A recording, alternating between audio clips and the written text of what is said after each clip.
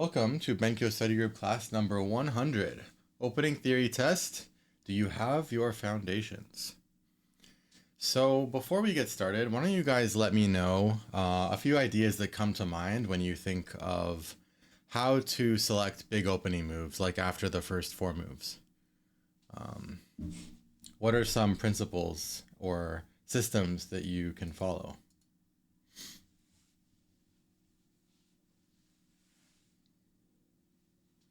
You can just dump anything here. So what's some opening concepts that you know about? Right, you got the three tiers, yeah. Horizontal and vertical potential. And then corner stuff, which is, yeah, built into the three tiers. So quick refresher on the three tiers thing, right? The system I kind of constructed for that, which is that you've got this, you've got like a bottom tier, like kind of a default thought, which is, which side has the most empty space, like along the side. Empty spaces, which means you get the most future to play more big moves. It's not filled up. So that's like the first level. Okay, then what's the second level? So first level was empty space, right? Oh, this is hard. Yeah. Corner, yeah, corner friendly moves.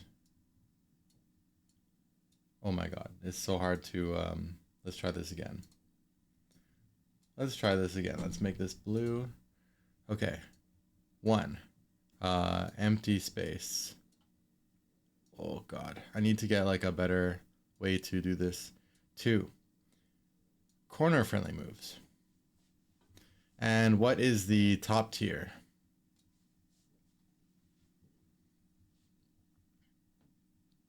The dual purpose moves, yeah. Exactly. Okay. And vertical and horizontal potential. You can, of course, get that from other classes that we've done, the opening classes. So we'll be talking about that later on when we take up the questions anyway. So, yeah, dual purpose is like, if it does two things, I'll do a really quick review, but not like a full review of it. We're going to talk about it later at the end anyway when we take up the questions. And while I'm doing this, you guys also might want to consider getting like a pen and paper or something to record your answers. I think what we're going to do today is I'm not going to tell the answers until we actually have completed them all. And then we'll go back through them and discuss together. So no big deal if you don't have a pen or some kind of recording method handy. But, it'll be nice to see how many you get right. You're also welcome to record like how many that you get almost right. So I'm gonna try to say like what's maybe a second best choice whenever there is one. And then you can do that however you like, right? You could give yourself 2 points for a correct answer, 1 point for a semi-correct answer, or you could just keep it simple and do 1 point for each correct answer. But either way, I mean, another thing I encourage you guys to do, by the way, is after this class is all over, you should come back to the class video at some point and retest yourself. I think that would be very effective for cementing everything. Oh yeah, no problem. Rita. Yeah. Okay, so I'm going to talk about, horizontal potential is basically how much empty space along the sides, because we usually play most of the opening moves on close to the edges of the board so that we have some kind of security over our territory and our territory potential. Like if we surround a territory like this, very easy to live inside of this because it's too much space. Like white could just play, something like this and go that way and expect to survive. So we don't usually play a lot of our moves above the fourth line except specific cases. And so we're trying to take advantage of these edges of the board that the, the Go board starts us with, right? That's why we have the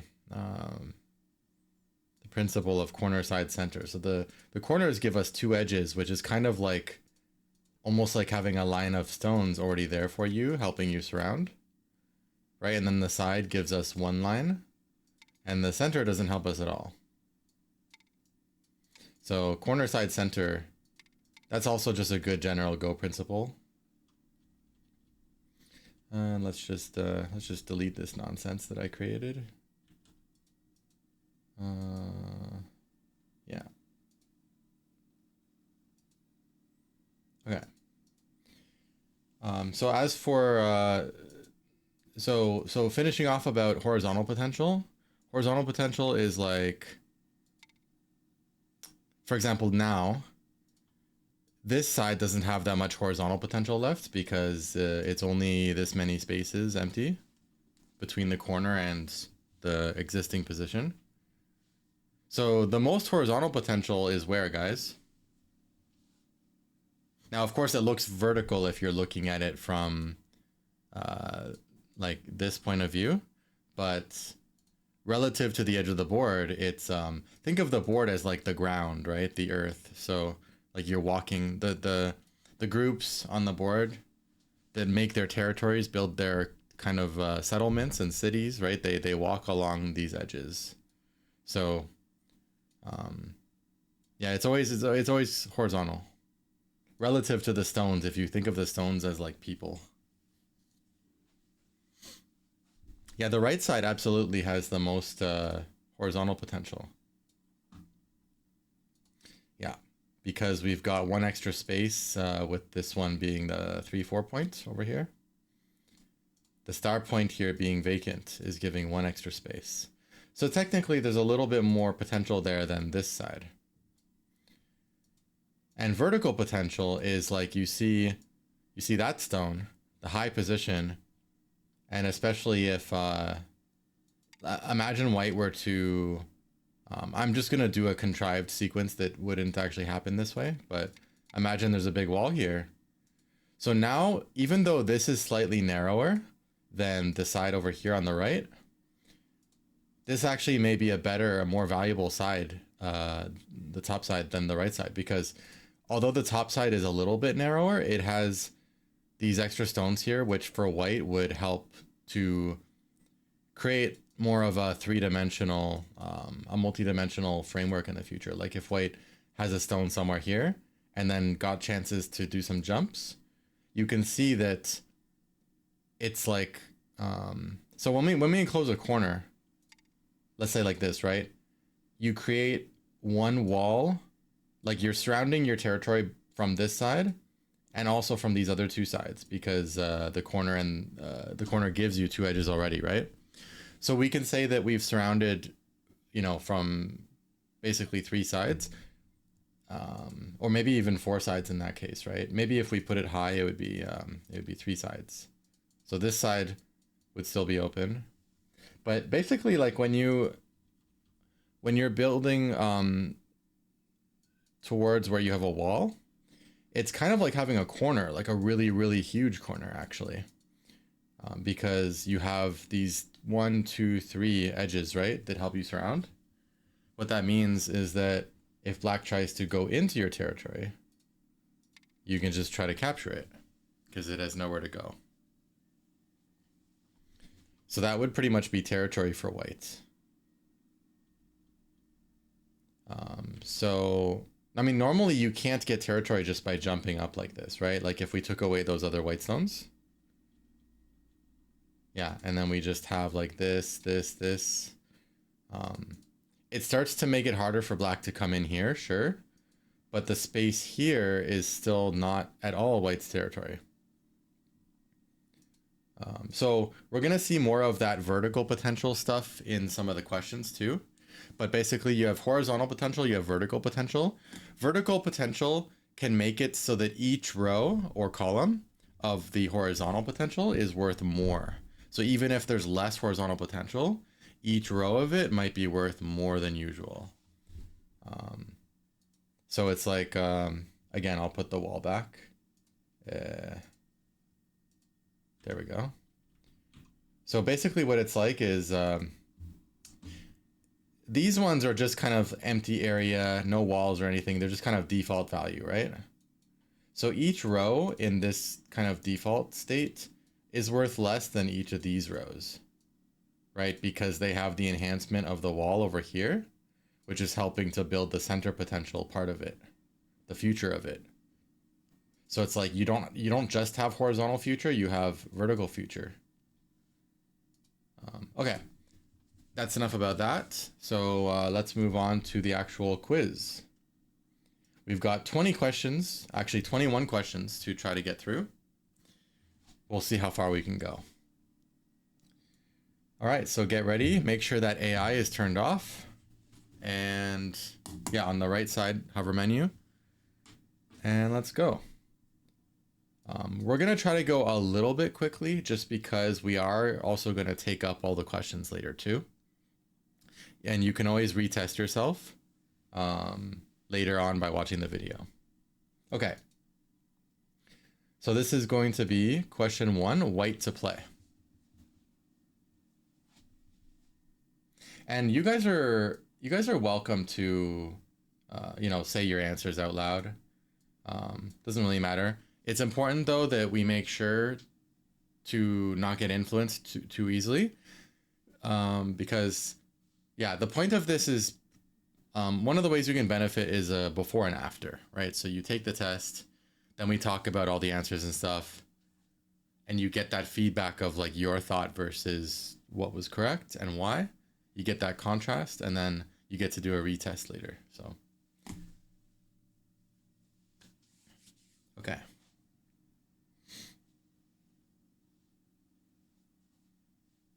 Easy, hard, difficult. Hard and difficult mean the same thing. Easy, hard, medium. White to play. Does it feel obvious, or does it feel like we have too many good choices?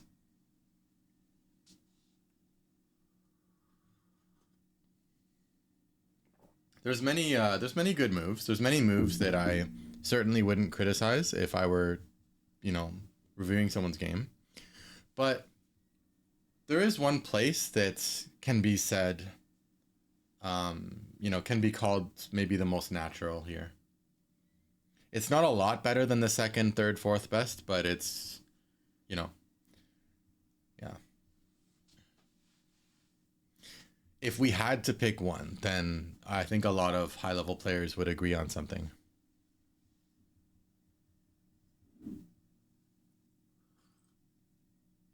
Okay. Do you guys feel like you had enough time yet?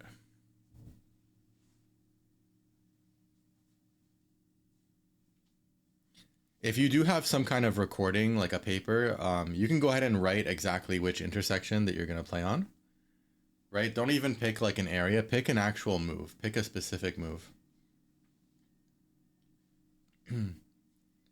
Yeah. There's many cases where, let's say you're approaching something, right? Or you're enclosing a corner. There's going to be various choices of doing that is going to be similar value, like high approach, low approach, different types of enclosure, corner enclosure. So don't worry too much. Just go ahead and pick something. You might have there might be multiple correct ones. Okay, let's go to question 2 now. It's going to be white to play again.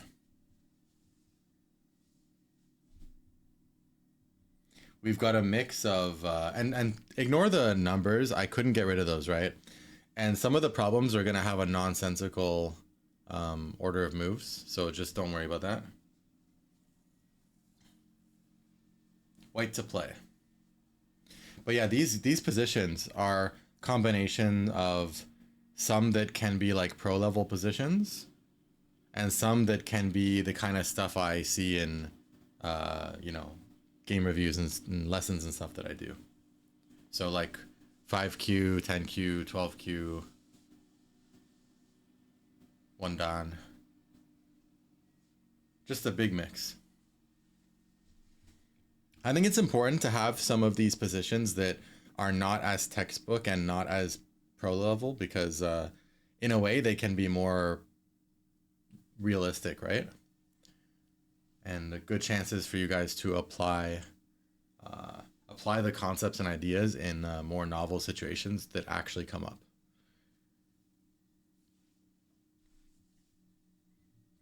Okay, do we feel confident about this one?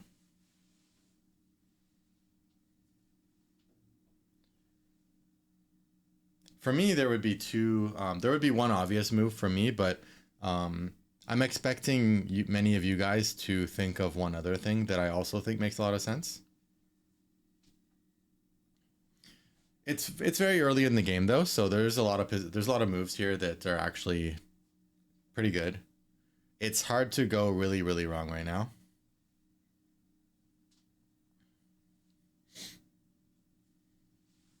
Okay. I'm gonna move on. So, question 4. A little bit more stones on the board this time.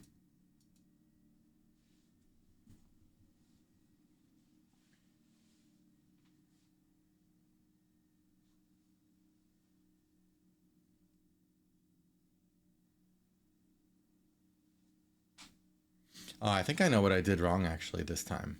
I should use the stone edit tool to create my positions in Sigoban, which I think I did that many times. That's probably the way.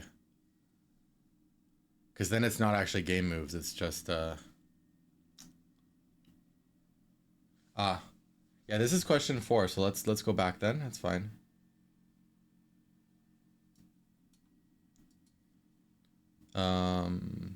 No, wait, hold on. So this is question 3. Did we skip something? Oh, did I go too fast? Did I skip 3?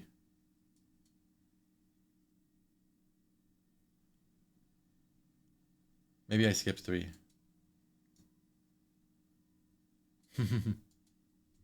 Okay, question 3. This one is white to play again.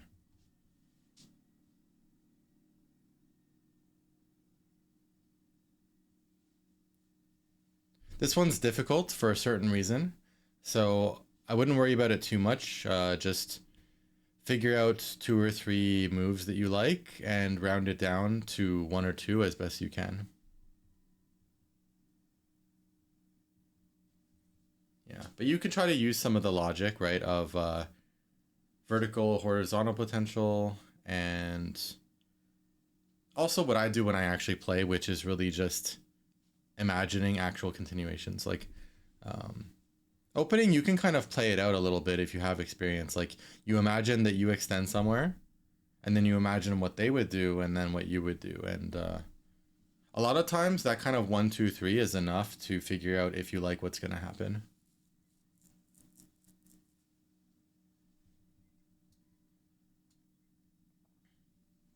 I'll give you guys like 10 more seconds on this one. White to play.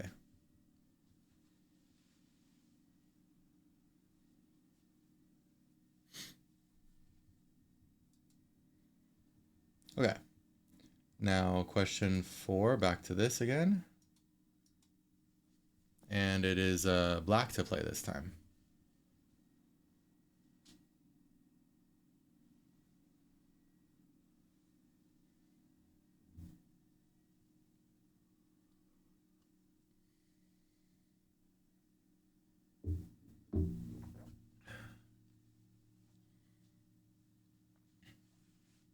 How's this one?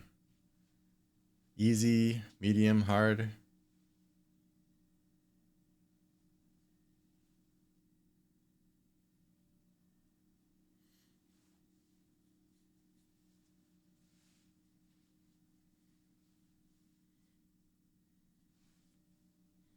I would imagine that many of you are probably considering like 2 main general locations.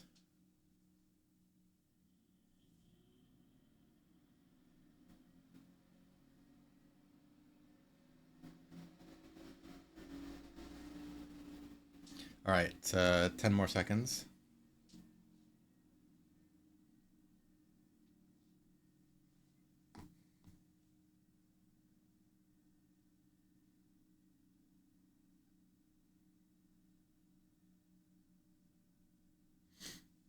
So that was problem 6, right? So problem 5 was, no, wait a sec. Oh, that was problem 4. I'm getting way ahead of myself. Here's problem 5. Wait, what was problem 6 then? Oh, okay.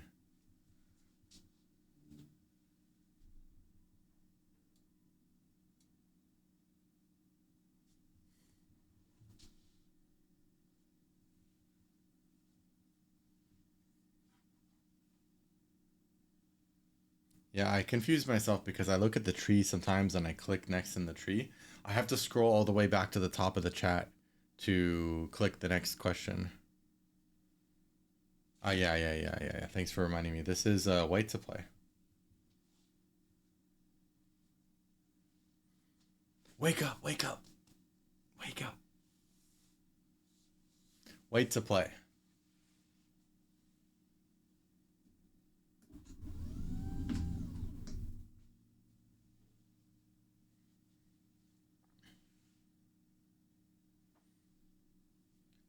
White to play.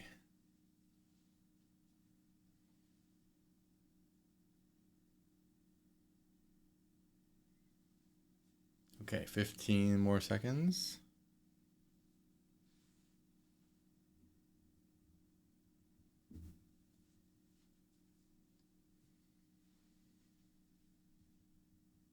Okay. Let us move on to... Okay, now we're going to question 6, right? Similar position, kind of. This one is black to play.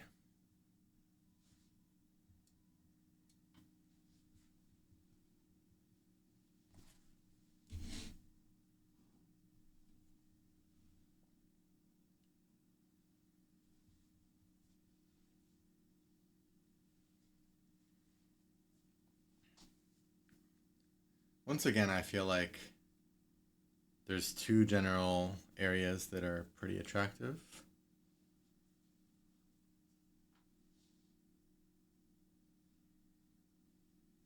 So it's all about how you can logic out which one must be better.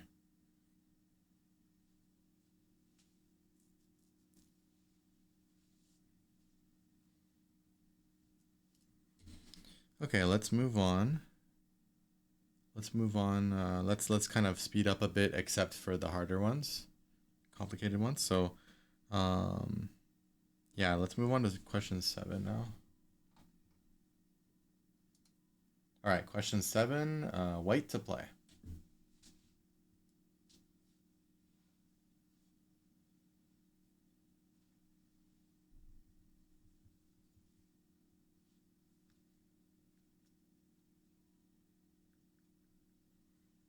This one's probably not that easy.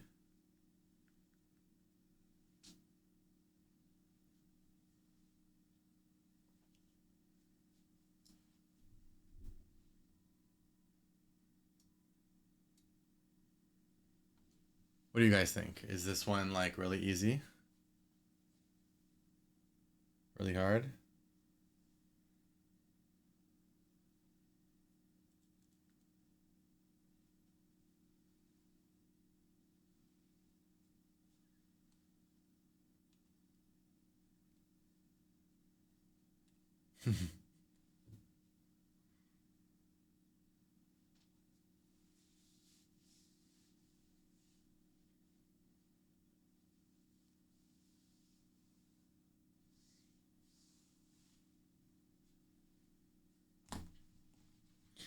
Okay, let's move on to question 8.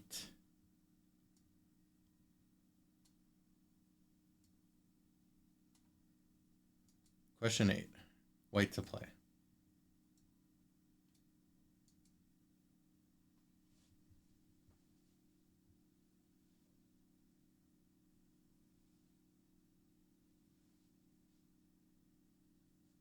Pretty simple position.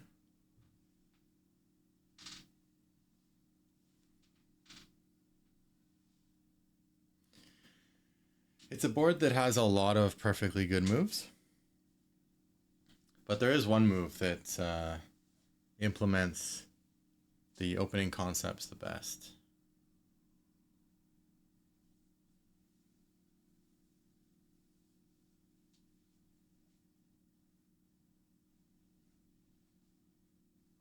Okay, I don't think we have to spend too long on this one, so we can move on in less than 10 seconds.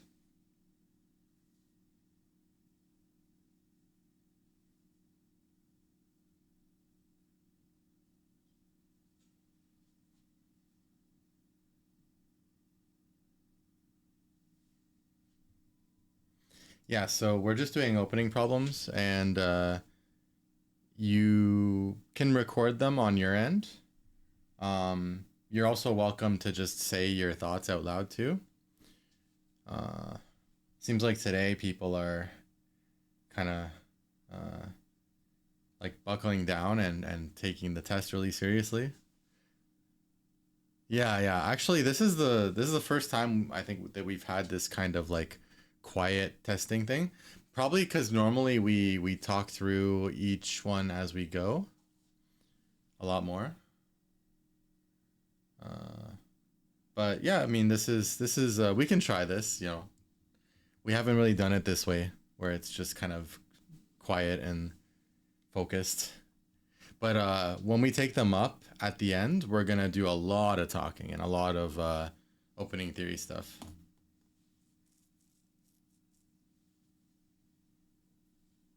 Okay, so we should move on. Let's move on to what is it? 9? Yeah. Okay. This is black to play.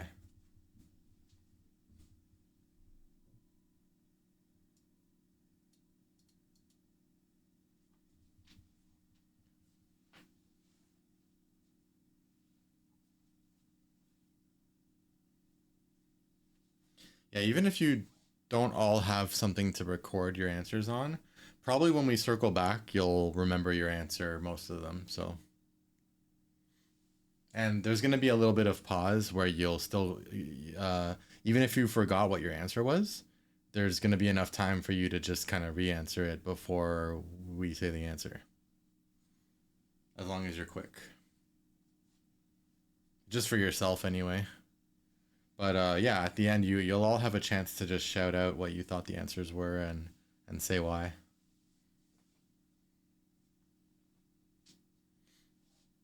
Okay, this is a pretty simple position. So yeah, so I don't think we need to stay on this one for too long. Just finalize your exact spot.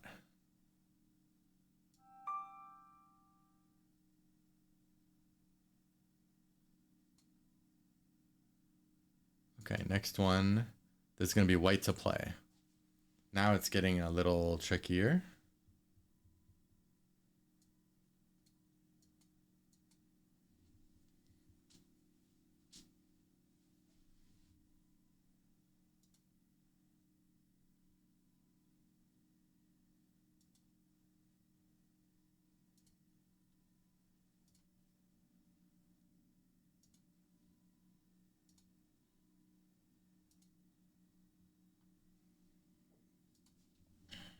How do we feel about this one? Is it difficult, obvious, medium?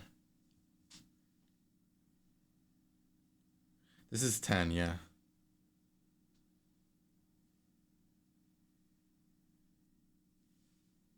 Question 10. And it is black. It is white to play.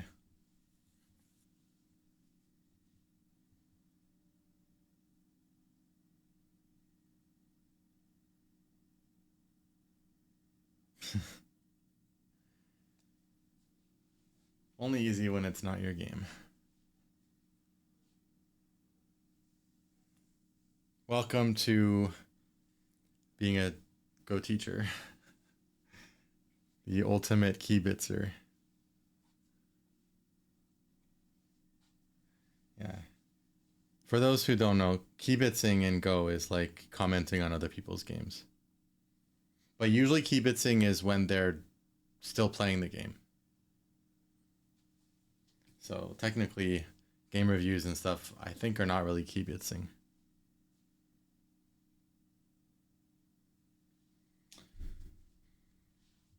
Okay, let's give a few more seconds to start finalizing something. I recommend in real games too, when you're playing, you can actually scan the whole board as often as you can, which is always a good thing, and make a multiple choice. Once you can have like 3 or 4 ideas, just narrow them down to 2, and then you pick one. And just by scanning around the board to make your multiple choice and then also narrowing it down, you've already filtered and scanned in a way that makes it very likely that you played a decent move.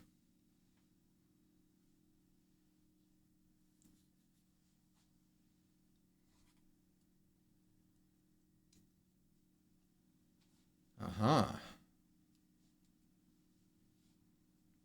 Okay, let us move on. So that was, yeah, that was question 10. Here we go. Question 11, black to play. I think this one will be easy for a good chunk of you.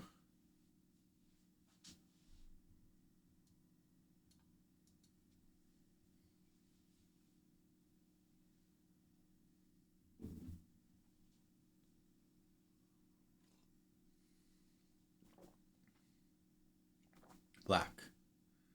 Black to play.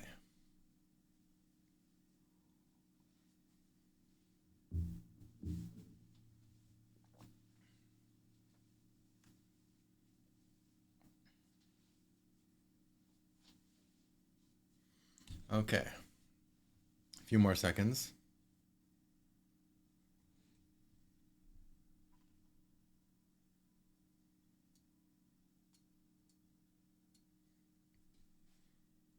All right, moving on. That was this one. So now we have white to play.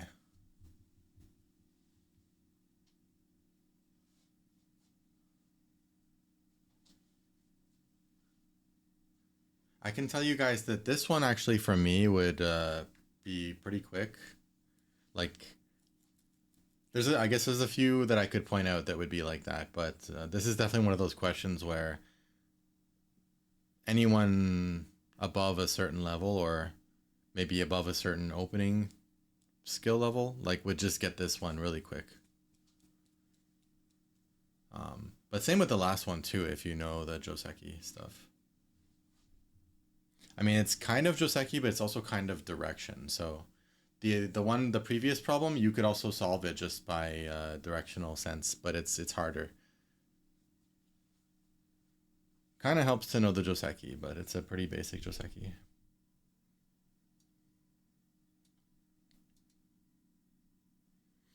White to play.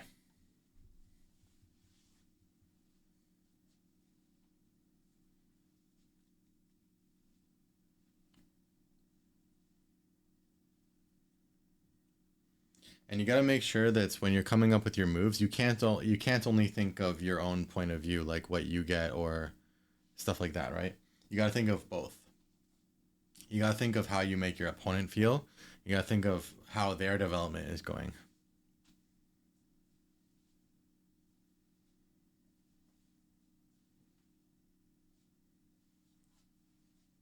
Okay. Moving on.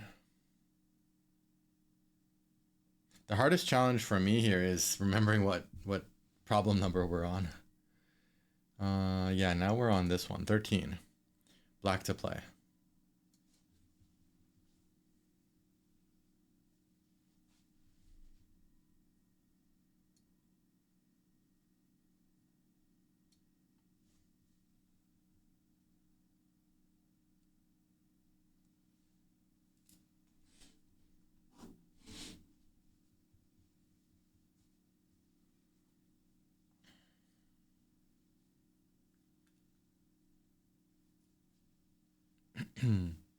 This one is also,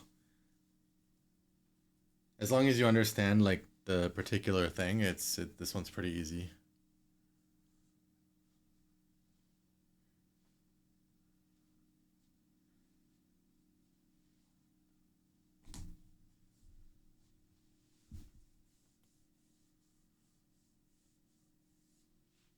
Normally I wouldn't talk too much about the answers and stuff before we get there, but I'll say this, right? I'll say, um, as long as you can already get past the, like, as long as you already know that that B4 is way too small to save right now, for black, then I think the next thoughts really are just like something between top side and right side, right? Um, no problem if that wasn't. Maybe someone wanted to play C14 or something, but um, the answer is somewhere in here.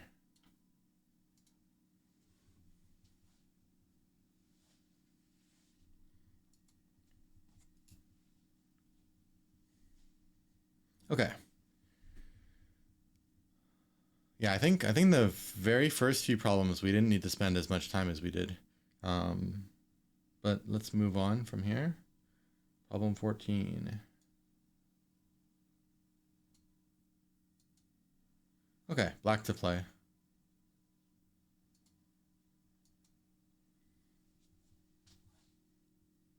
If you know, you know.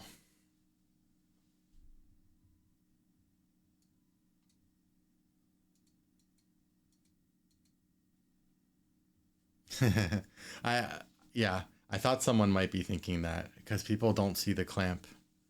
Um,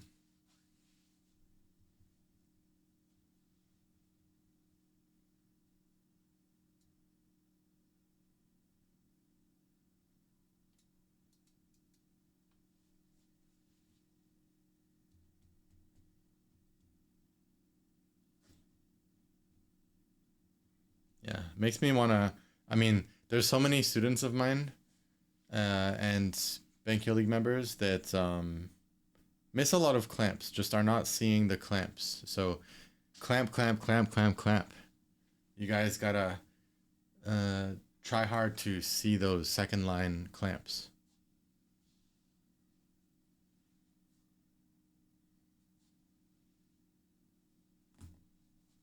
Clap, clap, clap.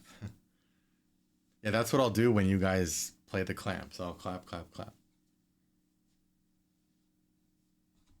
Okay, this one's kind of a simple position, so I'm going to move on. We're getting down to the wire now. Okay, next one, 15. Similar. Similar. We've got a similar kind of situation in the upper left. But hey, maybe we can Tanuki. Maybe we can play away.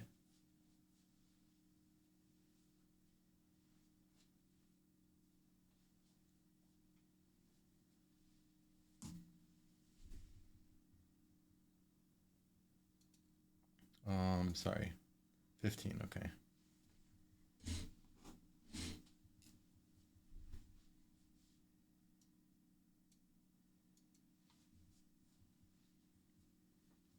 How's this? Easy? Hard?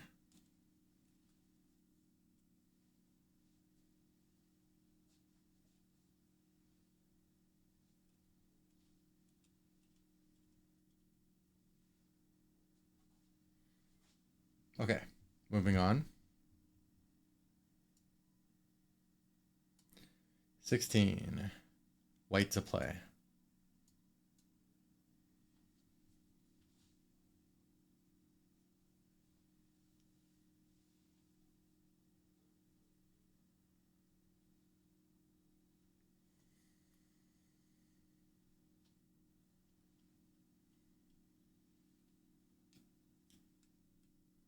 Easy?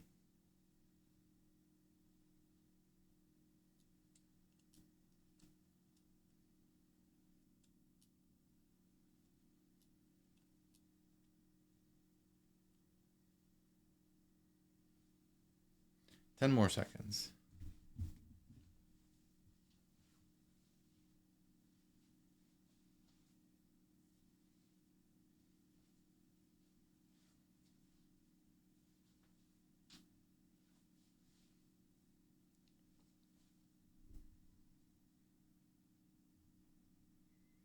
I think we're on 17 now.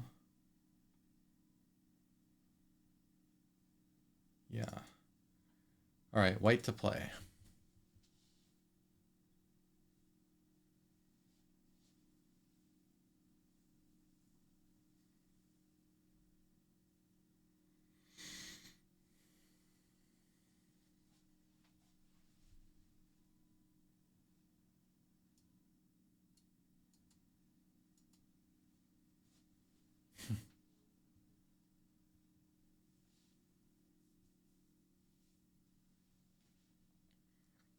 Do we want to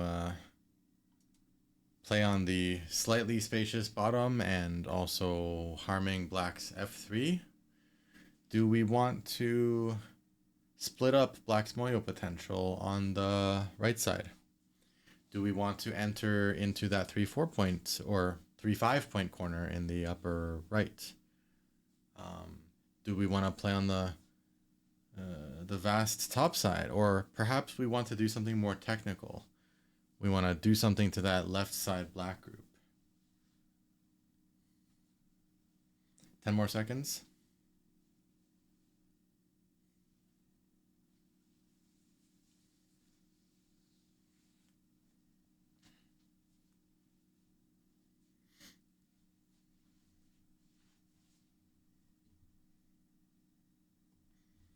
Okay.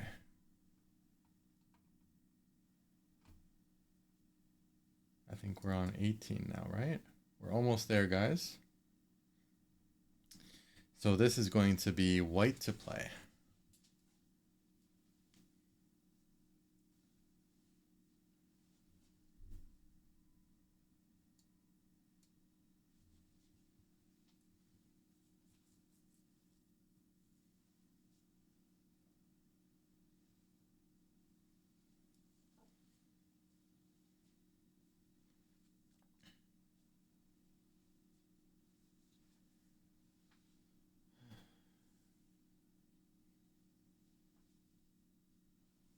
How do you guys find this one?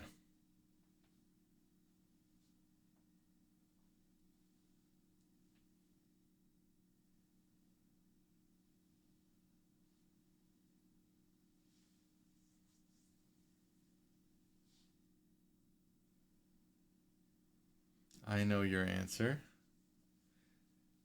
I don't. I do not know your answer.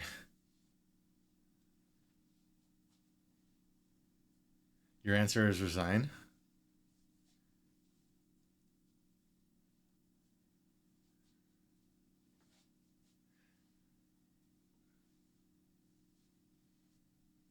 It's gonna be funny if you guys all said it's super easy and then you get it wrong.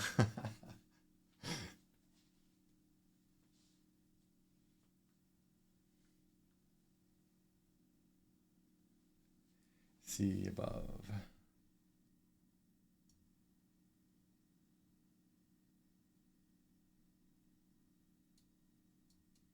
See above.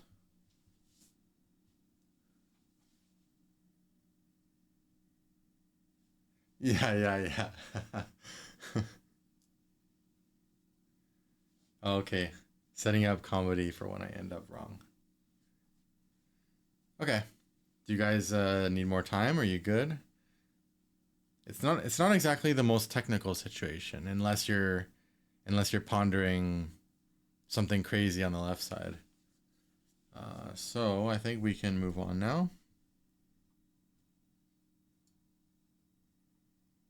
19 is a fun one. I'm sure many of you have run into this.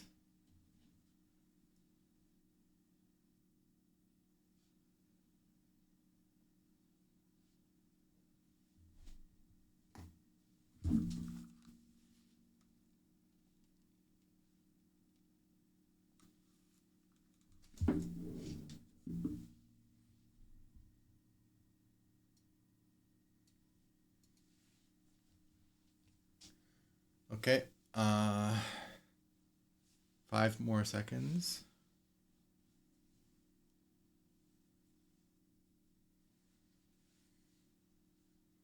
No one has ever played the Triforce against you? No one?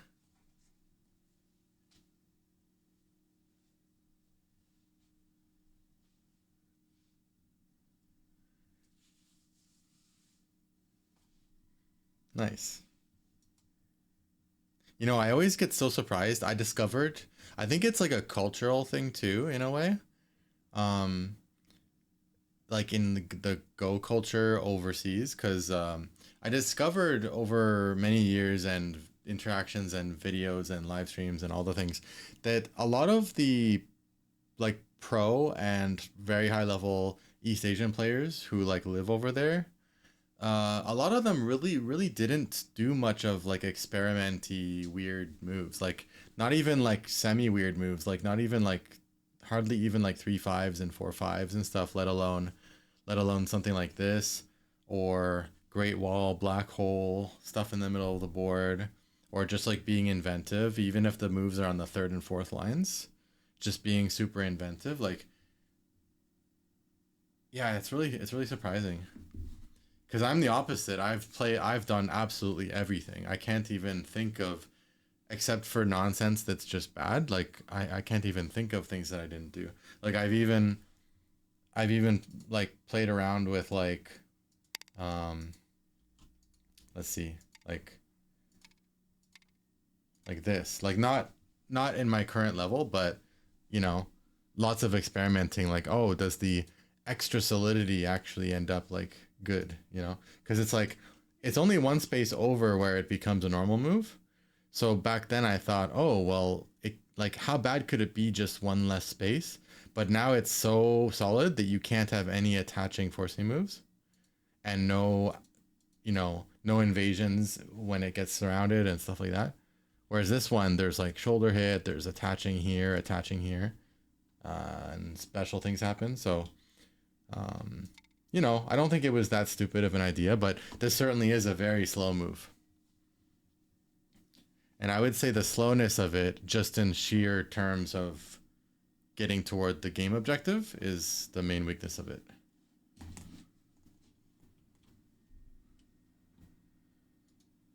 Let's move on to question. I think we're on 20 now. Okay. Second last problem, guys. I think next time we won't spend quite so long on the problem part, but yeah, we'll next time. Okay, so this one is white to play.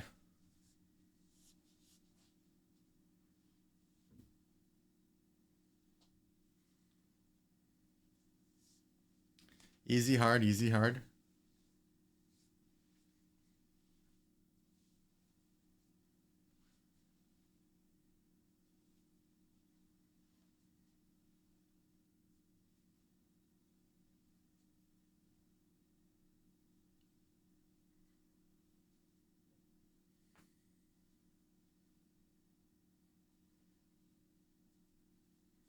This one's probably not overly easy.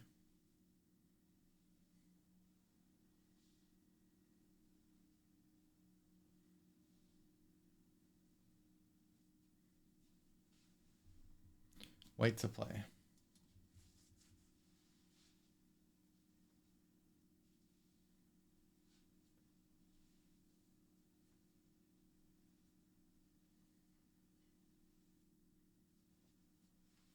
Okay.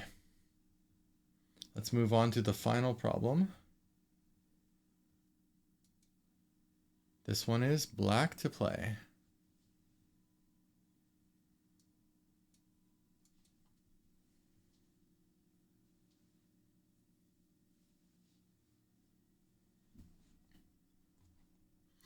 So because we did use a little bit too much time on the problem solving, I'm gonna go, we can go overtime, that's fine, but I'm gonna go a little bit fast with some of the explanation stuff.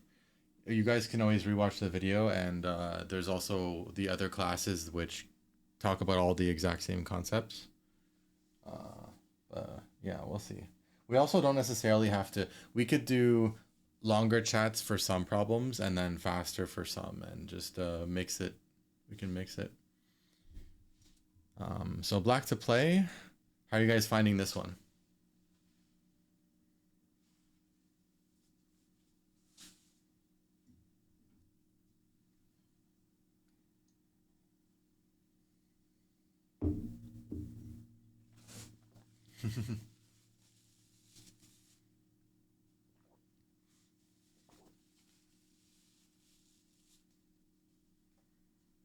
I think players who are, mm, I'm not sure what the lowest level would be, but I think players that are around like 2 Dan plus or so would get an answer here pretty quick.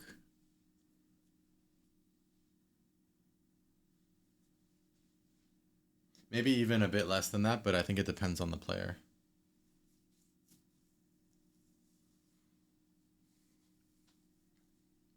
Okay, 7 more seconds. Lucky number 7. As if I'm actually counting.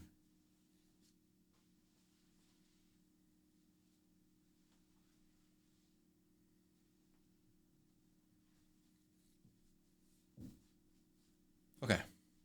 All right, it's time to take up our problems. This is the part where we can all say all the things and announce whenever we got something right and all the stuff. So let's go back to problem 1. And this is the part where you can kind of grade yourself too. Okay, problem 1, what do we think? What do we think? This one was white to play.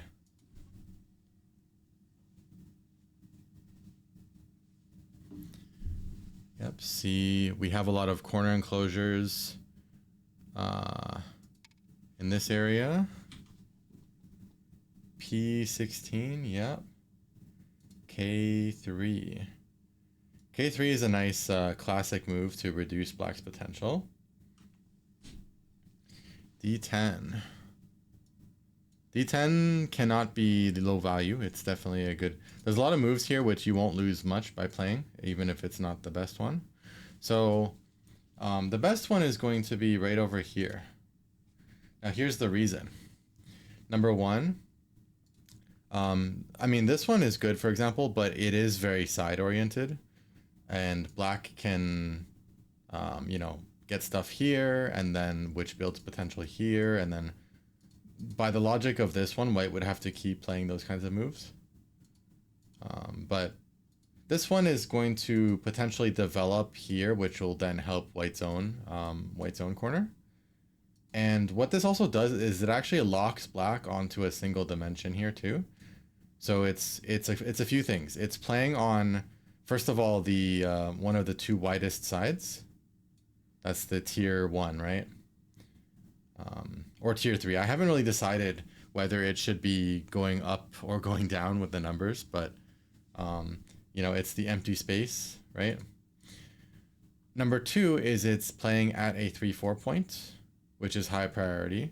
So just like this one. So what's the difference then between that one and the left one, right? The difference is if white just plays somewhere on this side, now black's corner enclosure this way is absolutely beautiful because it's extending along this way, which reduces white's potential that white was getting from this. This corner enclosure was building up vertical potential for the top side.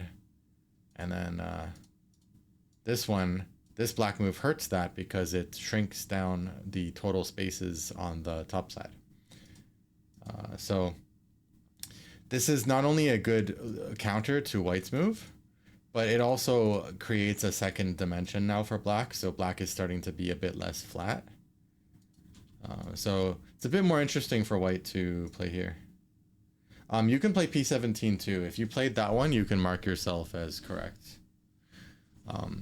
If you have to make me, if I had to explain why my instinct here would be P16, it's because it makes black seem even more flat. Like let's say black plays here for the optimal local move. Then when you look at this, black looks extra flat now. Whereas when you go low, you at least give black a chance to build up their potential. Right? In the future, they can like press you down and make more stuff here. So this is an attempt to make black look extra kind of like sad with these two low stones. And black is just all along one side. Ultimately, because these are still high value moves and it's just the opening moves, black is not really behind much, but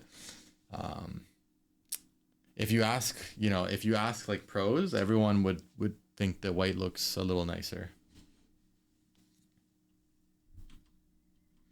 So that's the answer. There's a lot of moves that are quite good and very similar value, but yeah, this is what most high-level players would gravitate towards. But you're still okay playing this one, even this one, to be honest. But They're not equal. They're not all equal, but they are all mostly within like half a point. So um, even though opening moves often don't lose us much if it's not technical situations, because opening is kind of, it's like low-hanging fruit. So even if you correct something that's only a half point correction, it's an easy correction to make. And it's a concept that affects many other moves in that you play in Go as well. So it's usually when you fix things like that, you're not just fixing that one thing, you're fixing related things too. Okay, let's move on to question 2. And this one was white to play.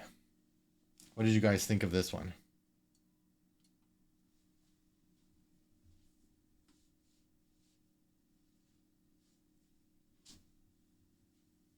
F17, R10. Okay, classic extending to where black with the enclosure here wanted to extend to. Enclosures, corner enclosures are like walls. So if you imagine a wall here, and remember what we talked about earlier about vertical and horizontal potential, black wants to play here first before white so that in the future they jump this way and they have a big box. So think of this kind of corner enclosure as like a little microcosm of a giant wall. It's still a wall, it's just a much less impressive wall. So when you enclose onto that side, the adjacent side becomes more valuable, which is why white takes it away from black.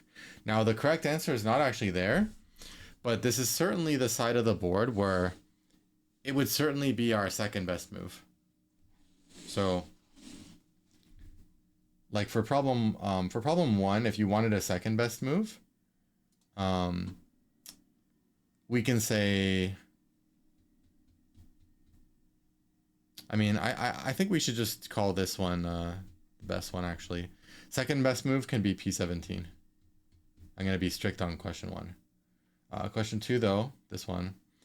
Yeah, something here can be like number 2. You can give, if you're doing the 1.2 point system, then you can do that. But the correct answer is what? What do you guys think?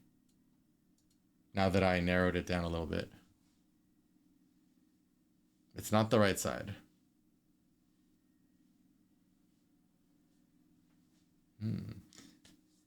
I like that you guys are not getting this because it's learning time, right? It's learning time. So some of you may have heard me from time to time talk about what kind of responsibilities we have when we own a 4-4 point. Whenever you have a 4-4 point and you're playing any kind of extensions from it, it's your responsibility to make sure that a 3-3 invasion would not leave any of your stones inefficient. And so when white plays here, which is already a move that is often seen in the opening, right? Like black easily could have played this, right? And it would be a totally good move. So it gets even better when the opponent is going to be inefficient. So this one, how are you going to respond?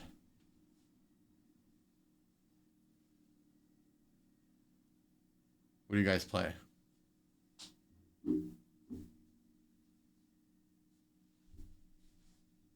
Okay, D17. And then what?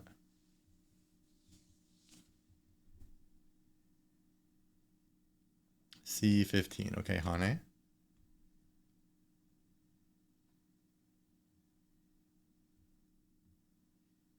Let's say you play here. Push.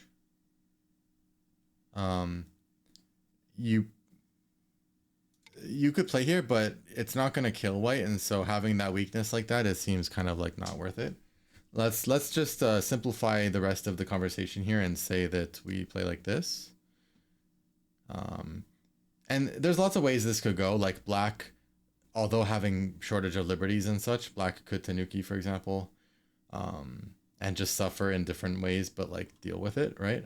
But let's say it goes like this. And then at some point white peeps here, let's say. Like, The question here is, does black really want 2 moves spent here like this? Or, so you guys know this variation, right? Where somebody goes Hane extend and then it just push and it's done. That's a very unpopular Joseki for high level players, where usually you don't like white because white got Gote. However, it's playable. And if we just compare this to this, what's wrong with this picture? I mean, we have the colors flipped. Let me just make it less confusing for you guys. And we'll do it this way. So this one in the lower right is fair for both. So what's wrong with this picture in the upper left? What, you know, what's wrong? Why is the lower right for black better than the upper left for black? Yeah, look at this. Look at this. Like this Hane still doesn't threaten white's corner, so there's no Sente gain or anything. So black, instead of having a stone there, right, with a single move, and then one more move could have been spent like this, right, or whatever, right? Like a huge move somewhere, right?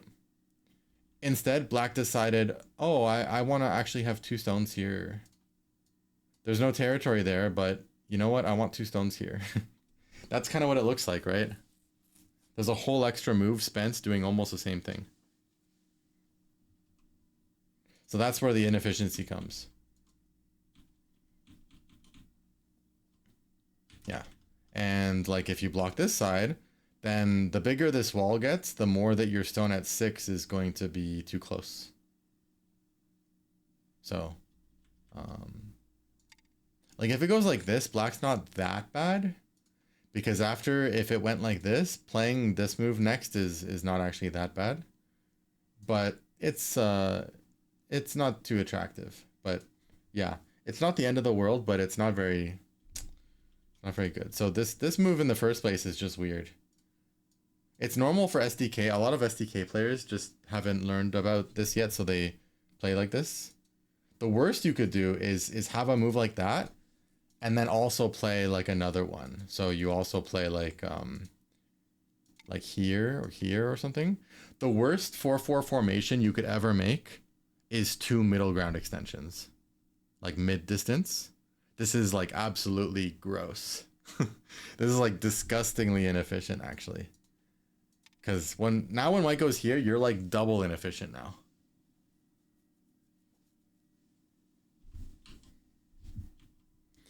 Yeah, you have to use the... Anyway, I have a YouTube video called Star Point Double Wing Do's and Don'ts, old one, that tells you all the different 4-4 combinations that are good or bad and how to kind of stay out of inefficiency. It's pretty easy, actually. Okay. By the way, even the 2 long extensions is like not good for black. In the best case scenarios, it's equal, but often it's better for white.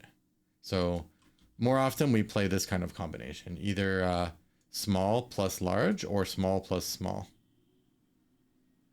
Okay, anyway, you guys could watch it. So let's keep going.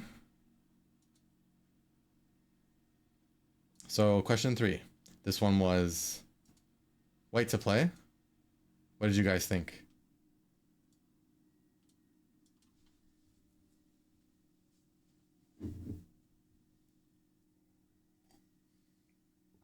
C6, K3, H17.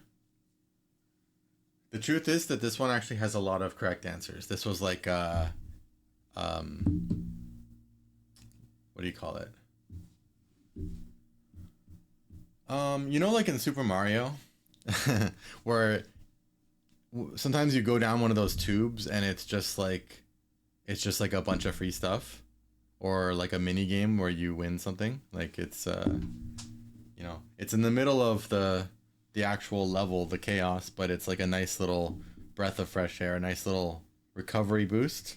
So that's what this problem is. There's a lot of good answers here. So here are some example good answers. One of them would be to invade here. Black has the ability to also expand this way. So getting ahead of things and splitting up black over here can be effective to prevent potential and whatnot. Another one is for white themselves to play around here, simply because although it's a little bit narrow, it is actually pretty annoying when black comes to N3 to like threaten undercutting white. It feels a bit annoying. And if white plays here, they do have a double, a two-dimensional framework, a double wing. So even though it's a bit narrow, like there isn't that much future on the bottom side, it makes up for it a little bit with the fact that there's some synergizing going on.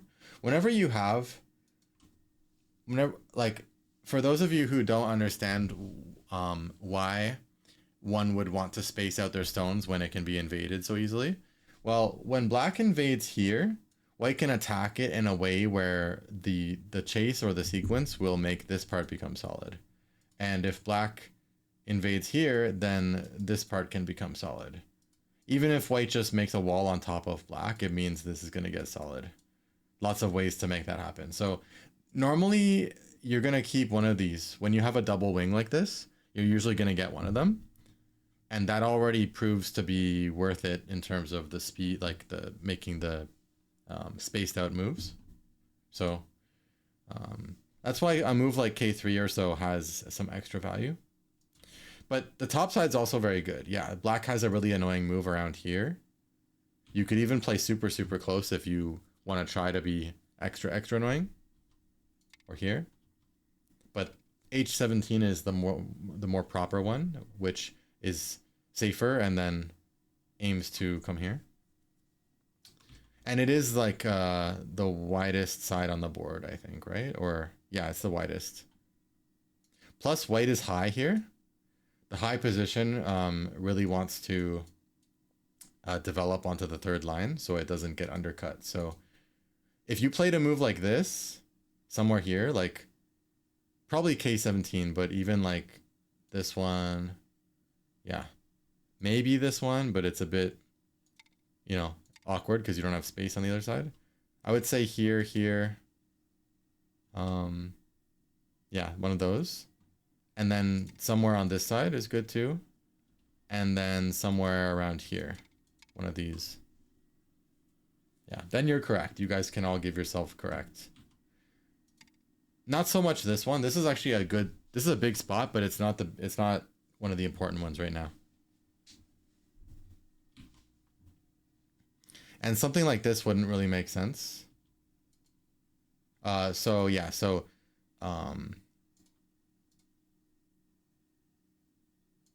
so these moves, and these ones. If you went for a shoulder hit, like this AI style stuff, you could give yourself correct for that too, maybe. But these would be correct moves. And then this one is a big move, this extension for white, but it's not one of the biggest right now. So that is not correct. And it's gonna be wrong if you play like this or some other move. It needs to be closer. Okay, let's keep going. So that was just like a easy one. Lots of correct moves. Question 4. Okay, do you guys remember this one?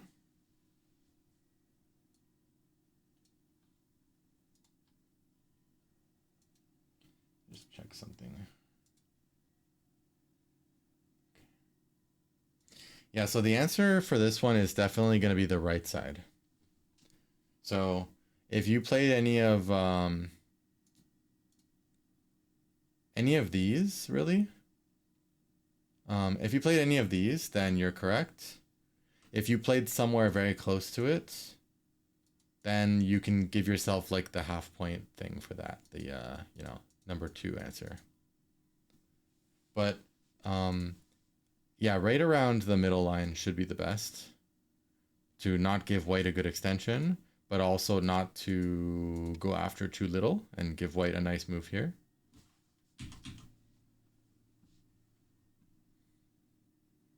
Yeah.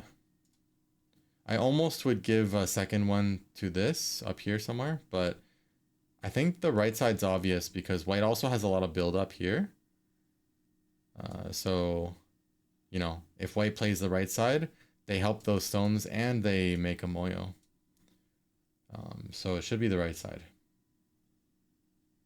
Yeah, Q10 is fine, yeah. R9 is okay, but I would say R9 is like um, answer number two. Answer number two. So like one level lower.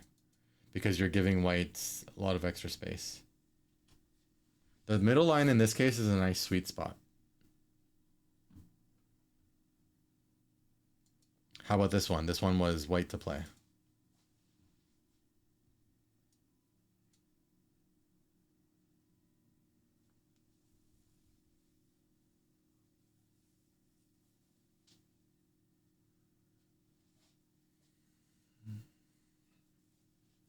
So the answer for this one is actually, you do have a weak stone here and some good space here, but these groups are a bit more important, and especially black is pretty solid over here. So if black comes around here, white's going to lose a lot of points, but also have to manage two different weak groups. This one's not that weak, but it can be. It can become weaker. So yeah, the top's a bit better. But the number two answer can be helping this one. So something like here or here. That can be like the second level answer, like the 1 point. 1 point versus 2 points. Anything along here or here is going to be not right. Because the weak groups made, yeah, it was more important. So this is the tier 3 stuff, right? The or the tier 1, whatever, the top level, right? The multi-purpose moves, dual purpose moves. Because playing a move here or here is getting points / potential while also helping weak groups. And for black, it would also be multi-purpose because it would be creating attack while also destroying points.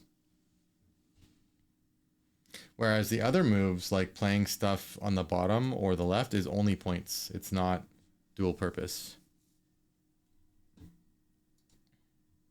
Okay, let's keep going. Number 6. Problem 6. This is black to play. What did we think?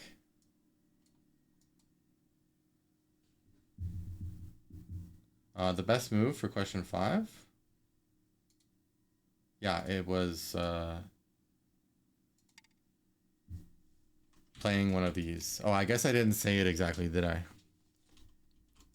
Either of these. And then number 2. If you play third line, you can give yourself still, I guess. And number 2 would be over here, like a 2-spacer. Okay, question 6. Right, so what did we think of this one? R10. J3. Yeah, the correct answer for this one is going to be the big moves on the right side. So, actually, let me... What question is this? This is question 6, right? Yeah. So anything like this, like one of these is going to be good. And that's going to be the correct answer. Playing a bit too far, it doesn't look too good because you're just giving yourself too much vulnerability. Playing a bit too close is also a bit weird because you give white so much.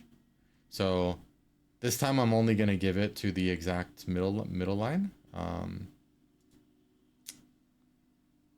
Or R9.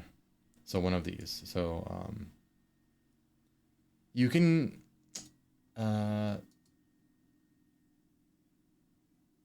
yeah, let's just stick with the third line. And then number 2 would be what? Number 2. I'm not gonna give a number 2 answer because I think the right side is just it's too important. It's too conceptual. because this area is already more narrow, and we have too high like a wall and kind of a wall that both want to extend this way. Q10, you can give it to yourself as a, yeah, I was contemplating that. I guess you guys can take those as a lower level answer. It's a bit awkward though when they undercut you like this. Like so I hesitate to give you guys the fourth line because they can be played sometimes in ways that end up also correct, but it takes a lot of skill to make yourself not awkward. For example, if white plays here and you just block, then you're already bad, because then it becomes like you played third line and they played here, and then your next move was this super slow move. So it's like when we play high like that and we give them this chance to undercut, to look under us like this, the third line looking under the fourth line, we have to be responding to it in a way that isn't just blocking our territory. So it's a bit more like sophisticated in that way. And yeah, trickier to come up with a good plan. So for all intents and purposes, I think, like, if you check the AI, which don't bother, it's fine, but like a lot of times the fourth line moves can be also correct, but it depends how you play them out. But I think for our purposes and just to help people, I see SDK players get themselves under, like, play these undercutable things so much. And so it makes me want to do more like classes like this, because I just see so many awkward moves. A kind of shape I see a lot, like all the time when I review or spectate games, is we'll have something like, let's say something like this, right? And then black will play an extension like this one, which is super awkward because white just comes, sorry, it's a big mess here. White just comes here, and there's like no way to make this into a good move now. It's just super weird move. It wants to be, like, it's just too, it's like playing a Moyo oriented move when there's just no chance for a Moyo. It's like completely inappropriate. And the other reason this happens is because SDK and obviously DDK, they might see, for example, that, oh, maybe we can make a wall here, and then think that this is big. But for mid to high down players, this is tiny. This is not big enough. Especially when you have to play moves in the center to start surrounding it and surround it from like 3 sides. It's way too small, actually. Even if you see like 20 points there, that's way too small. How long is it going to be before you actually have those 20? You have to surround 3 different sides just to get the 20. So that kind of center is we'd say it's tiny. Yeah. So there's no reason to be playing fourth line in this kind of situation. Probably in that scenario, black should be doing like third line, something like this, let's say. Or there's of course these fancier moves, but yeah. Even here sometimes, because you can 3-3 this actually if you have an approach here. We have classes on that, like how to come close to this kind of large knight's move 3-4 enclosure and invade it after you have an approach move. Anyway, let's move on to question 7. So this one is white to play. Oh, this is I'm waiting until we get to that one where everyone said it was easy. Yeah, that's not this. Okay. I think some people thought this one was easy though.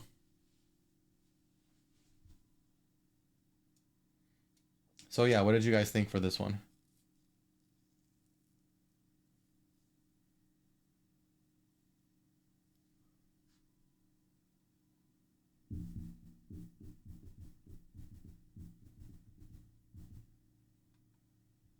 D15, R17.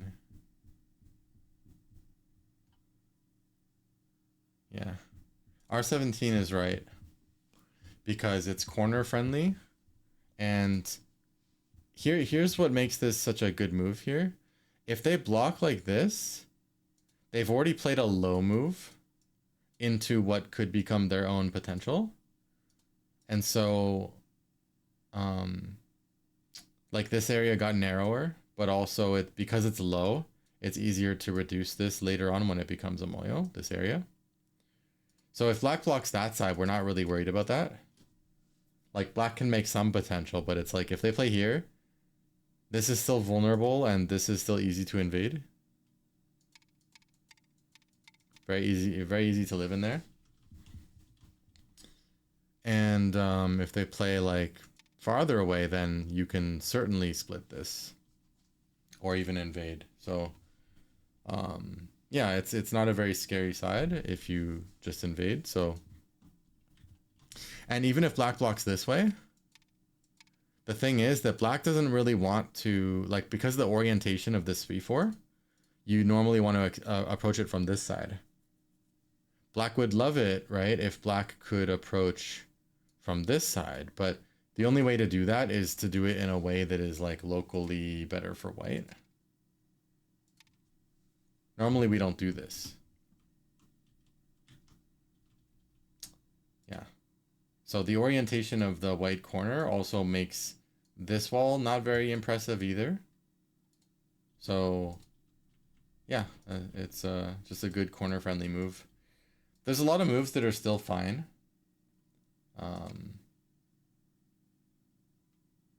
Yeah, white to play. Like approaching is fine. Enclose is okay.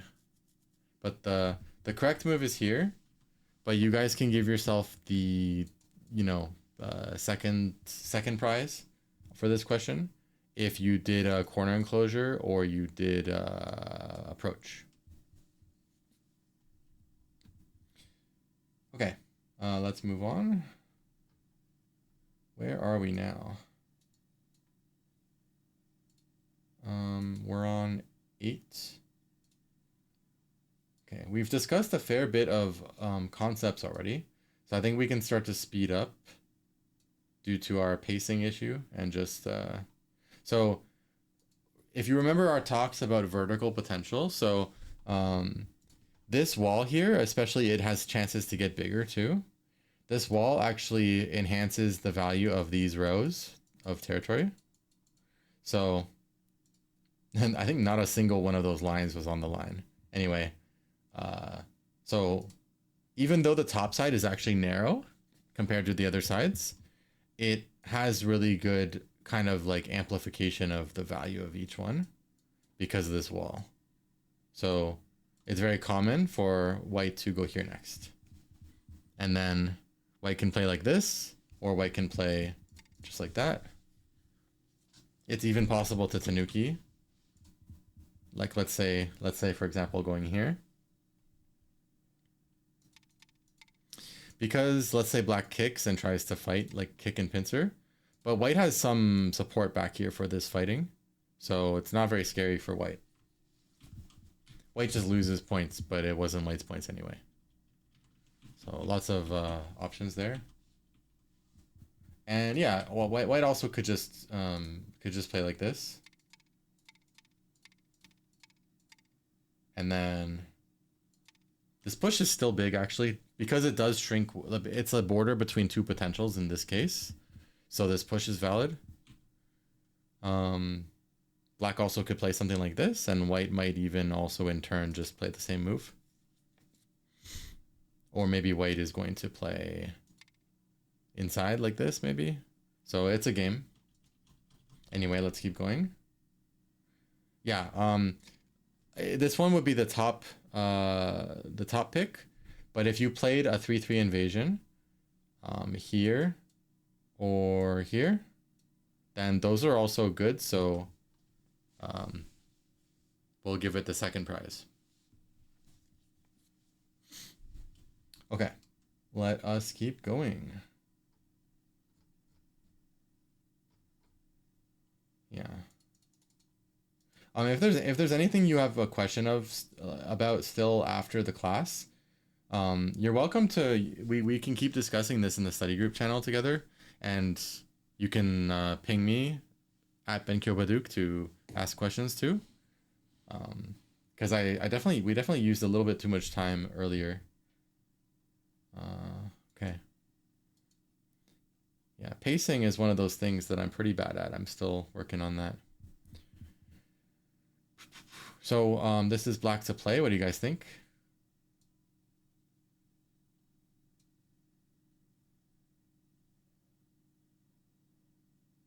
Yeah, this one there's only going to be the one correct answer, which is going to be to split the left side, because white built up a big wall here. So the left side value is enhanced because white could build a lot there.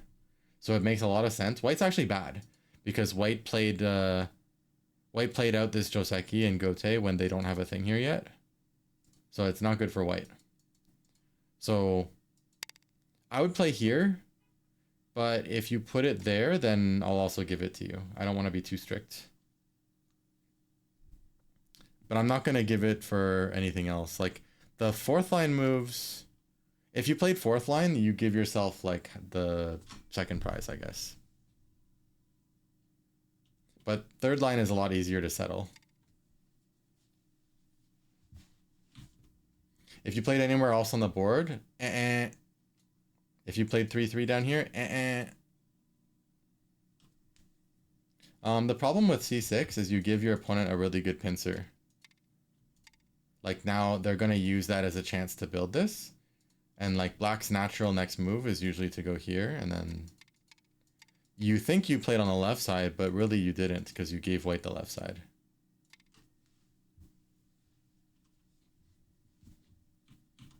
Yeah, a lot of people do that actually. A lot of people think of this as like developing the left side, but it's not really because they can pincer.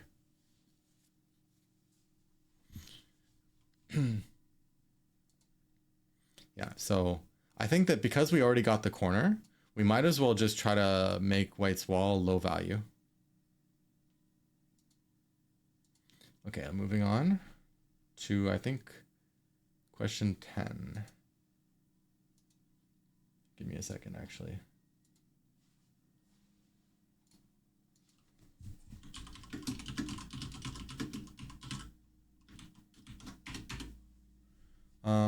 So this one was white to play. I'll go a little faster. So the long story short of this one is that it's a perfectly good time now to attack these two black stones. So you guys can give yourself the answer. It's also the widest side on the top too, right? So go ahead and give yourselves the answer if you played basically any of these four moves. There are some that I think are better than others. These ones, but yeah.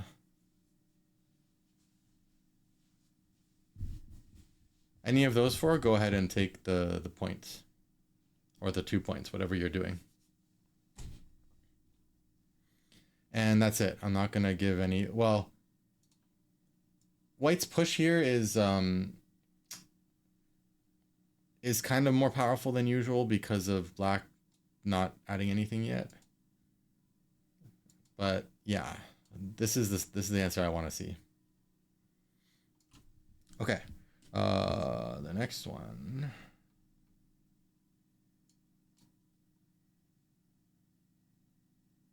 Okay, next one is going to be this one, black to play.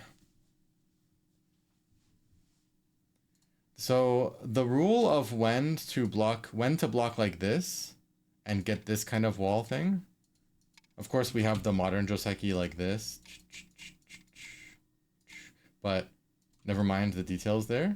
The point is, it's pretty simple. Pretty much, when this stone is not on the middle line, then you shouldn't block like this.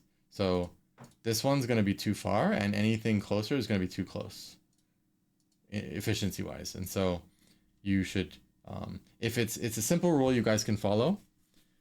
If it's on the middle line, the black stone, then you can block here to turn that top side into territory.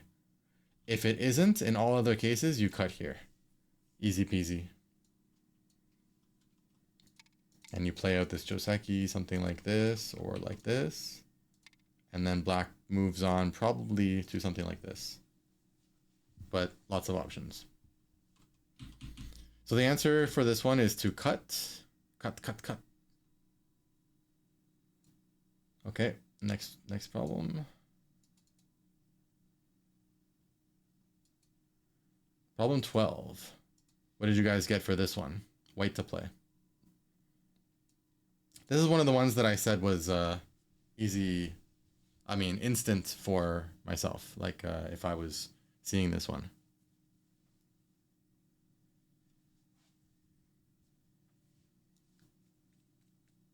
C15.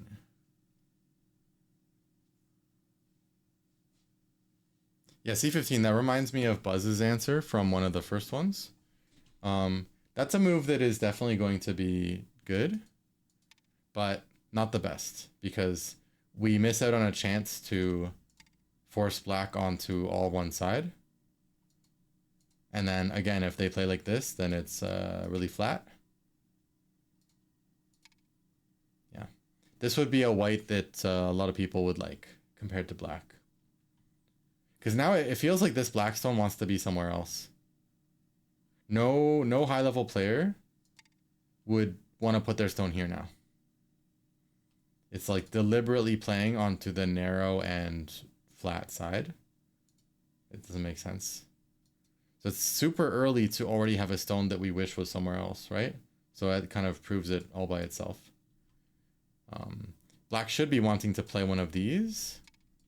Or approach or 3-3, right? Those would be good moves right now. But instead black plays here. So this approach is definitely the best one. This one's okay too.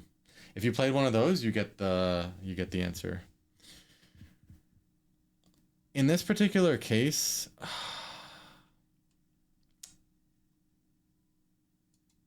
I think I should be strict. We'll just say that this is the only answer. Because this one, even in terms of the top side, it feels... I mean, the reason why I don't want to give this one the kind of half point thing is because it's very easy for anyone to just close their corner in any of the positions and have a good move, right? So I don't want to make it that easy. Yeah, the earlier problem, yeah. Okay, let's keep going. I think we're on 13 now. I'll go a little quicker now. So the answer to this one is to take territory while basically to play a multi-purpose move, right? To get territory while we take away the base prospect from this white stone. So here or here is the correct answer. You can play here. This will be like number 2 answer. Like this is needlessly close though, and leaves a big weakness here. You don't really need to. This is already enough to take away all of white's extensions. And this one is good too. This one's more secure, but gives white still this, but still white's weak, so it's okay. And this one is less secure for your corner, but it takes away more from white for base. So one of these. Yeah. This is definitely a strict position where there's nothing else. So you have to play here. And this one can be the number 2 answer.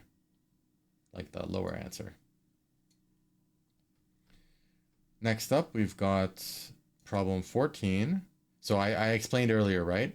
Since we do have a stone on the middle line, then that means we should block towards it, like this. Now we get to. It should be exactly on the middle line. So that's the answer.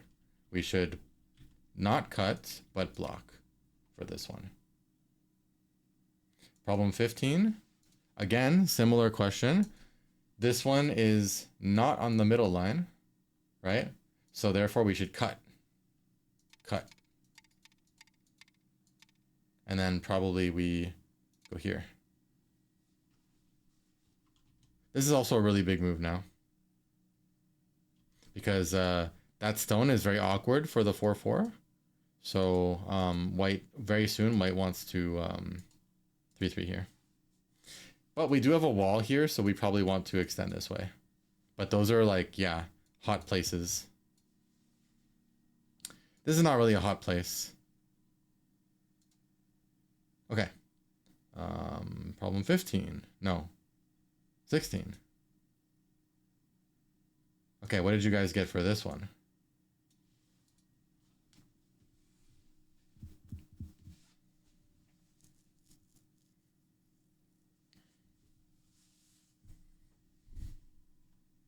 So the widest areas, we've got this area. To some extent, we've got this area, and then also this area. So I think we can already narrow it down to the left side and the right side, because the bottom is just a narrower, worse version of the other sides. The most narrow is up here, so this is not right. Definitely the answer is over here, because when you imagine black having one or two more moves here, it's quite a huge framework. Black has way more development going on so far than white does. And it's also a 3-4 point corner. So yeah, the right answer is to invade either here or here. But you can also have like a number 2 answer if you put it like this one or this one.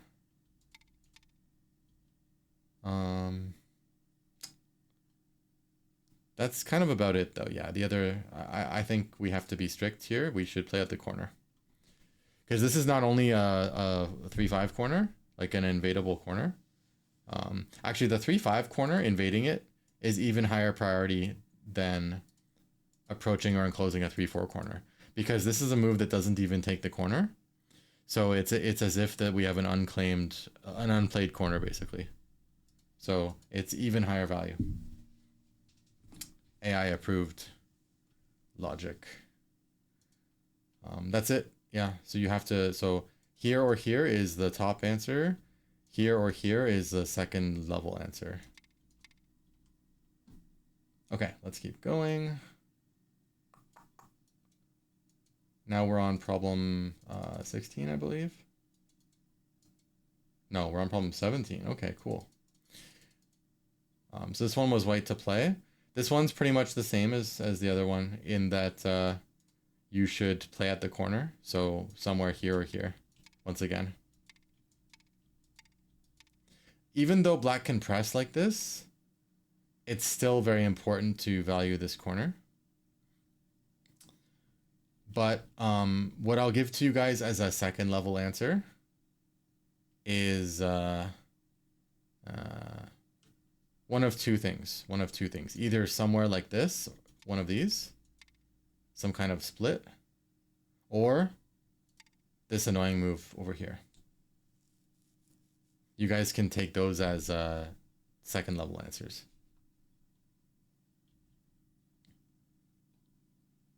But this is still the most spacious area and the empty area. Something you guys can remember is that whenever your opponent plays the 3-5 point, or the 4-5 point like this, those are actually extra urgent to play at, because again, it's AI almost treats it like a untaken corner, basically. So it's even higher priority than the 3-4 point.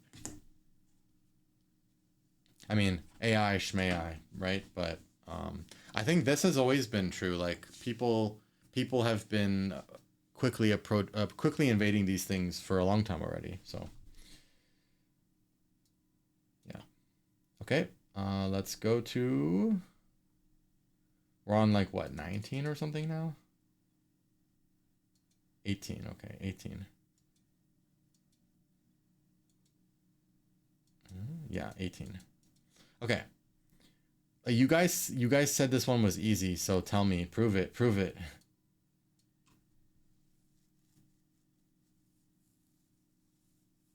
Okay, you guys are actually getting it. Yeah. So if you actually attach here, your opponent doesn't have to play like this, right? They can play this one. And then they can build a scary moyo using that giant wall on the left. So it's good for white to actually make a special compromise this time and play something like this. This one's a bit thin, so this one's very thin. It has, like, even if black just plays here, it's super awkward for white's shape now, because there's nasty things black can do inside. But the direction is right, so you guys can have this one as this one and even some awkwardly farther ones. I'll give you guys these two and this one as second level answers. And the first level answers will be this one and this one. Is that it? I wonder about this one. You can have this one too as a... I didn't think about this one yet. I'll give you guys this one also as a first level answer. So first level, 1, 1, 2, 3. Second level is 1, 2, 3.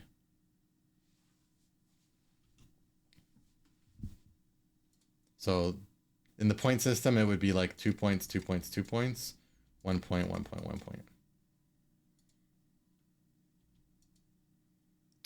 This one. This one's almost a 1 point. But yeah, it's a bit of an awkward weakness though. Even if black just plays here, it feels awkward for white to patch it up. Okay. Let's move on to 19. This one, the answer is not very, it's not like anything AI approved or anything. It's just that I suggest that you guys split. This ensures that they can't benefit from this one to make a moyo. And this is always an okay, like, this is a move that is not usually extremely optimal except in special situations, like you know, you're reducing a giant wall or something, then it's good. We had an answer like that earlier, but it's not bad enough. It's not bad enough that you couldn't just kind of play it. And so the fact that it reduces the potential from the Tengen so well, right, and prevents them from making, like, building up more and then turning any fight around here really scary for you. It's just really easy. It's just really easy to play this. And it's very unlikely for this move to be better than this move. Yeah. So yeah, you guys can have it if you played here.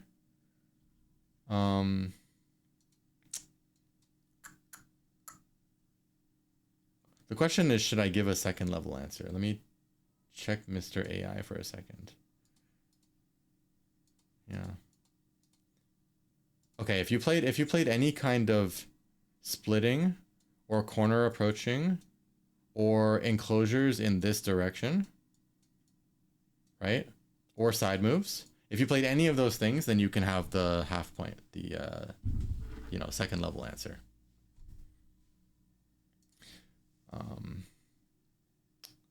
I don't really want to give it for 3/3 invasions though, regardless of whatever AI might say, because it's gonna be a hard game for you over here if you do that. So basically, here, here, these ones, and then here, any kind of stuff around here really, and then these ones. Those are pretty much the moves I would want to see. So if you played this one, you get my top, you know, correct thing. And then if you played this one, you get the level 2. Okay, let's move on to the second last question. 20. The answer for this one was we should reduce this area. It's going to be too scary. So K3 or L3 can be good moves here.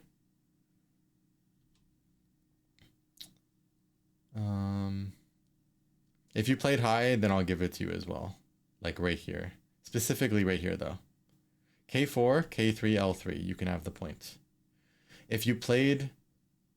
yeah, if you played like one space closer, it is a lot worse because you're going so close to the strong wall. But you did get the kind of area right. So... I'll be generous with this last question. Actually, will I? No, I won't. No. Okay, you guys can have the point if you played one of these three. And if you played somewhere, like somewhere on this side, like these, this one, or yeah, these, and this one, and yeah, if you played those ones, then you can have the half answer. So correct, and number 2 answers are these ones. Okay, final question. What did you guys put for this one?